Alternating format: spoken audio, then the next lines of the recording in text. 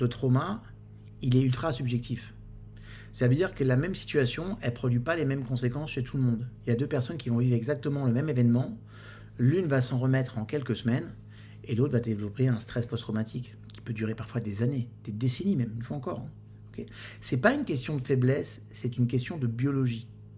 Et je veux que vous sachiez qu'il y a 5 facteurs qui déterminent si un événement va devenir un trauma chronique ou pas. Le premier facteur, c'est la génétique. Parce que oui, il y a certaines personnes qui naissent avec une vulnérabilité génétique au stress traumatique. Il y a un gène qui s'appelle le FKBP5, ok. Et ce gène, en fait, il régule la sensibilité des récepteurs au cortisol. Donc, si tu as l'allèle T de ce gène, ton système de régulation du stress, il est moins efficace. D'accord ? On sait aujourd'hui que les personnes qui ont cet allèle ont 3,2 fois plus de risques de développer un stress post-traumatique après un trauma. Okay. Surtout si le trauma il a lieu pendant l'enfance. La deuxième chose, le deuxième facteur qui peut être important, c'est l'historique traumatique.